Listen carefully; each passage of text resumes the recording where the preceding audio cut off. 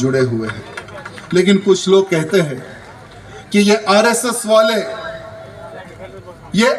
वाले कभी भारत देश के तिरंगे को प्रणाम नहीं करते।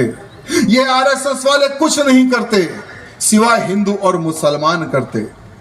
कुछ घटिया राजनेता इस प्रकार से कमेंट करते हैं मेरे मित्रों। तो उन राजनेताओं को कहना चाहूंगा, ये वही आरएसएस है, ये वही राष्ट्रीय स्वयंसेवक है, जहां पर अगर कहीं पर भूकंप आ जाए तो सबसे पहले पहुंचने वाला स्वयंसेवक होता है मेरे मित्रों।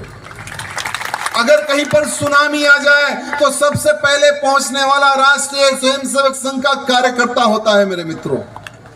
अगर कहीं पर भी बड़ी बड़ी आपदा आ जाए तो वहां पर स्वयंसेवक का कार्यकर्ता पहुंचकर ना हिंदू देखता है, ना मुसलमान देखता है, ना सिख देखता है, ना ईसाई देखता है, सबकी सेवा करता है। वो है राष्ट्रीय स्वयंसेवक संघ का कार्यकर्ता मेरे मित्रों, वो है राष्ट्रीय स्वयंसेवक संघ का कार्यकर्ता।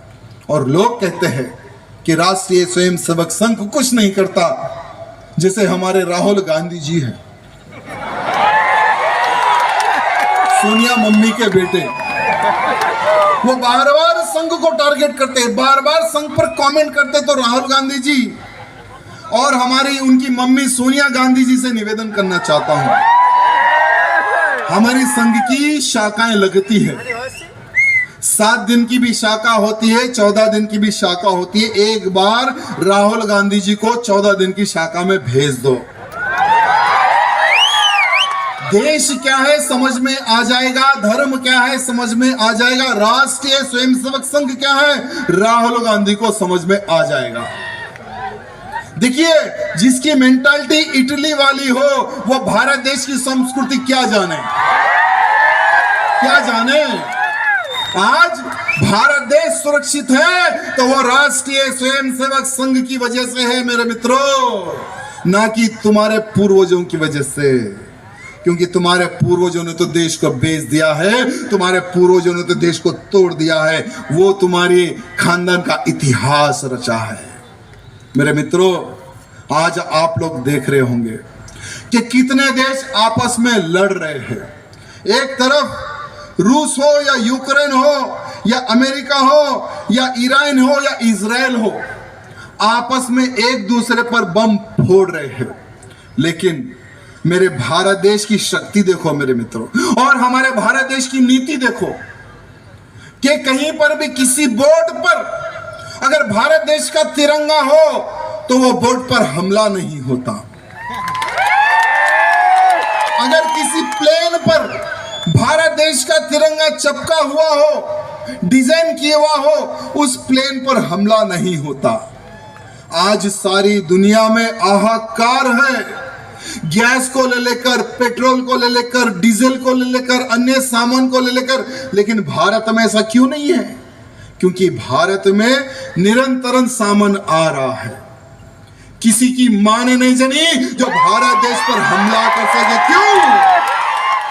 क्योंकि भारत देश के हमारे जो प्रधानमंत्री मोदी जी हैं, उन्होंने अपने आप को एक ऐसी ताकत बना दी है, अपने भारत देश को उतना शक्तिशाली बना दिया है, जो कोई भी देश आंख उठाने से 100 बार सोचे, उस प्रकार से हमारे देश को लेकर आगे बढ़ रहे हैं। एक समय था 2014 से पहले भारत देश पर आतंकी हमले होते थे। क्या होते थे? आतंकी हमले होते थे। तो वो समय की सरकार लव लेटर यानी पत्र लिखती थी पाकिस्तान को कि भाई आपके पाकिस्तान आए और यहां पर बम फोड़ा, कृपया करके उन आतंकियों को सरेंडर करवा दे। ऐसे पत्र लिखती थी वो समय की सरकार। लेकिन आज की सरकार भगवाधारी सरकार है। आज की सरकार आपकी सरकार है। आज की सरकार हम सबकी सरकार है, हमारी सरकार है। यानी हमारे घर के बड़ों से लड़ना भी है गुरुजी, डिमांड भी करना है। अगर वो गलती करे तो गलती भी हम 4 के सामने भी सुनाएंगे। आज अगर हमारे भारत देश पर कोई भी आतंकी हमला होता है तो घर में घुस के मारने का कल्चर हमारे भारत का है मेरे मित्रों। यहाँ कल्चर किसने प्रारंभ किया था? हमारे हनुमान जी ने।